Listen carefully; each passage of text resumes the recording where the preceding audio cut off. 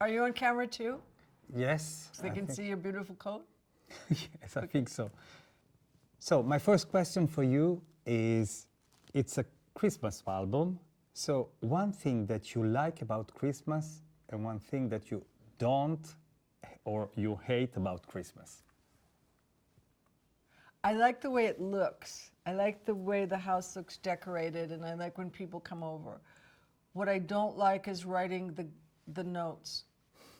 It's just a pain in the ass. I don't like it. There's like thousands of presents. You have to try to think of something nice that's different to say to each person, and then you finally just want to shoot yourself. Cher is only a part of me. Cher is my job, you always say. But who are you? How would you define yourself a part of Cher? Well, I'm really childish. I'm really stubborn. I'm really kind of neurotic. And I'm very funny. And I'm likable. I'm kind of adorable. Okay, can you tell me more about being childish and funny? I can't help funny, that's from my mom. And childish, I think there's two parts of that. There's the childish that allows me to do what I do, because pretending and singing, and I mean, I started singing when I was a child, a young child, because my mom and I actually have the same voice, but my grandfather would come out from Oklahoma and bring his guitar, and my uncle would bring his guitar, and we would just sing, and I just thought everybody sang. Every artist's life is a series of up and downs. Yes. You have said life is a bag full of presents and surprises. So, what was the greatest present and the most difficult surprise?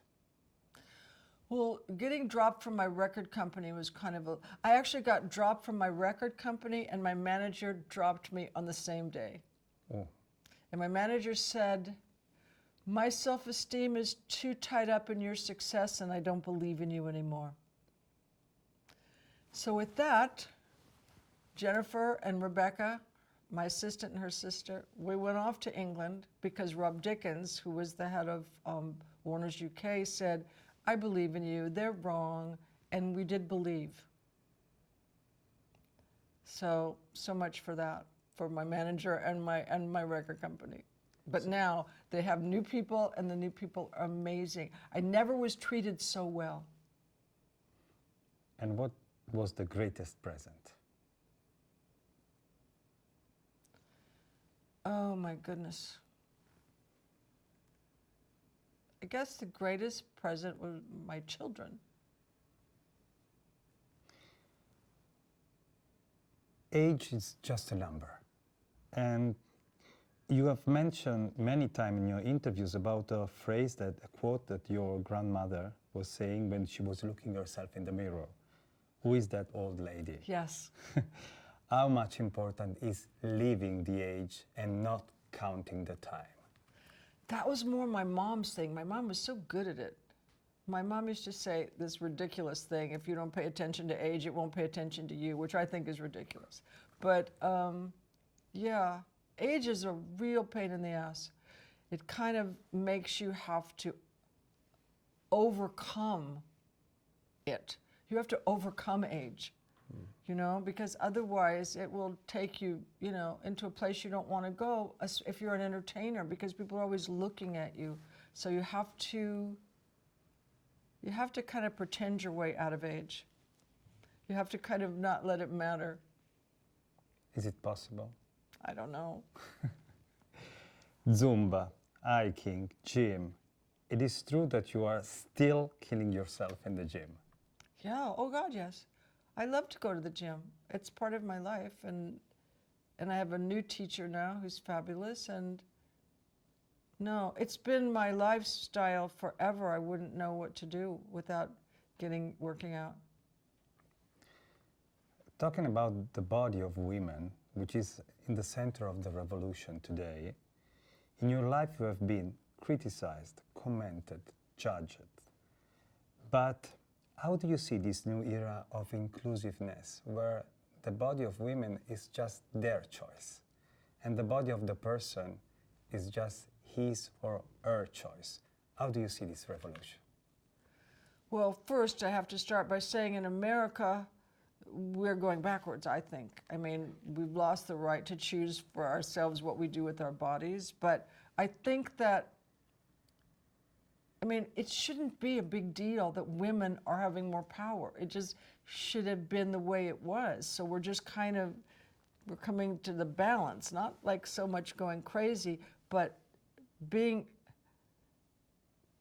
having to fight to get the little, to take one little baby step up. And I think we had our great-grandmothers and our grandmothers and my mom, they were all living under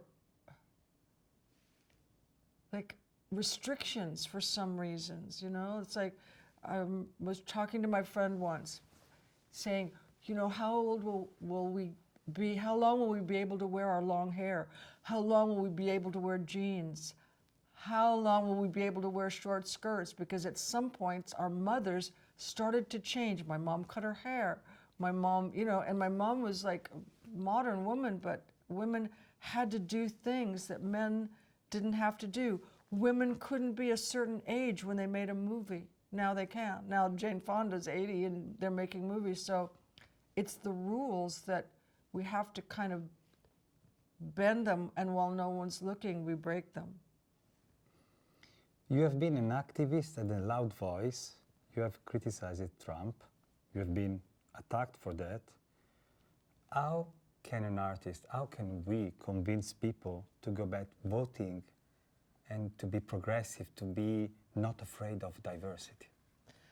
Well, I actually, look, I'm prejudiced because I like Joe, the president, and I didn't like Trump, and I'm so vocal. I shouldn't be so vocal because their people are kind of dangerous. But it's so strange. It's like Joe doesn't have a great back, and so people think that he's doing that out of being, old age, but it's because his back hurts, and he's smart and he works harder than presidents have in such a long time. So I'm always going to be in politics. I was sitting with Hillary, like in that hotel that night, and I was putting on my makeup, and I said to Jen, I think I'm just going to put it down because I have the most horrible feeling. And it was true that he won. I did the same thing with Al Gore, sitting, putting my makeup on, getting ready for the party, and then we lost, but we didn't really lose. That was taken. Well, we didn't lose both times, so politics is scary. It's true. About losing, I'm going back to Italy, and there's a podcast in Italy that said that disco music and human rights were somehow coming together in the history of human rights and rights of minorities. And this podcast said that, do you believe in life after love? It's like a manifesto of resilience. So, as you were saying, we are going back. And in Italy, we have an extreme right-wing government now that is against minorities, against new family. It's even against human rights, even if it has a woman at its top. So, how can we still believe in love and in life with all this? Because this is my feelings, is that I think back through history of America, and there were good times in the history, like 10 years of moving forward and people thinking progressive, and then all of a sudden, out of nowhere, it's like, I'll give you an example. When Obama was inaugurated, we were singing in the streets. People I didn't even know coming up to me. We were in Washington, hugging me. I was in a hotel, almost everybody was black. I was having the best time of my life. And we were so thrilled, we were so happy, we were going to parties, everything like that, everybody together, everybody included. I had no idea that in another part of town, all the Trump people were so out of their minds, so outraged, that they started to do this groundworks effort and come together because they were so enraged that a black man was in the White House. And it was, we didn't feel it coming because we were delirious and, you know, too happy to be happy. And then all of a sudden you start to kind of feel it's an undertow. It's like an undertow. And you see that, well, we've been busy. It's like what, the grasshopper and the ants, that story. Mm-hmm. Well, we were busy being happy grasshoppers, you know, fiddling away. The ants were someplace doing, starting their minds rolling, you know. Mm-hmm.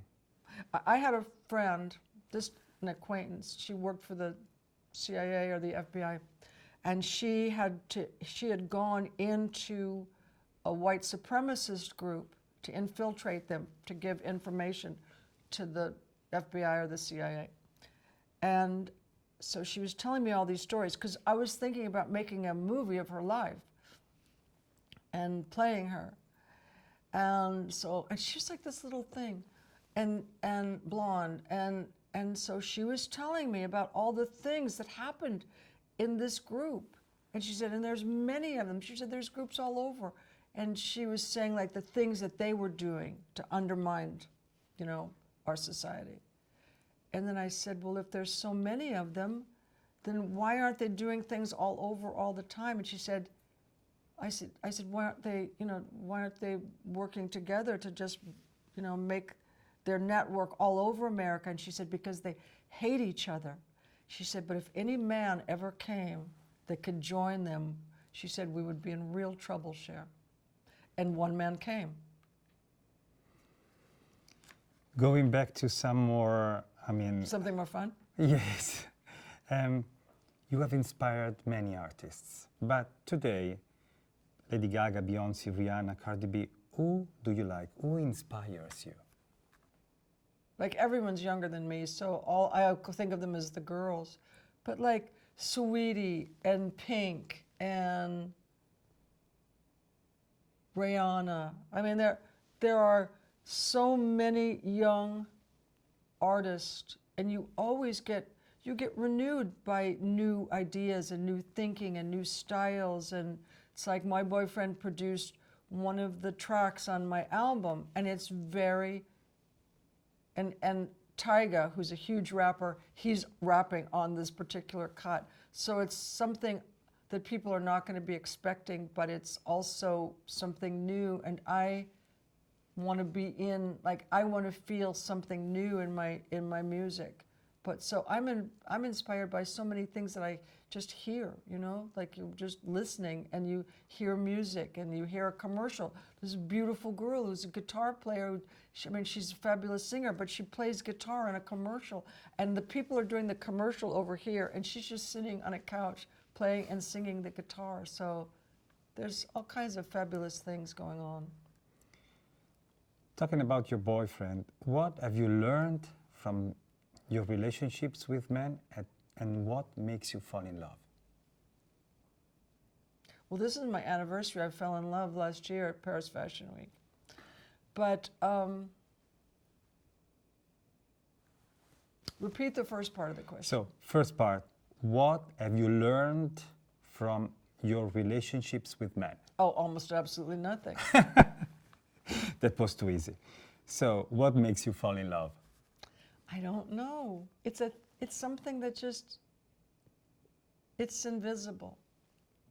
It's just something that happens. You know.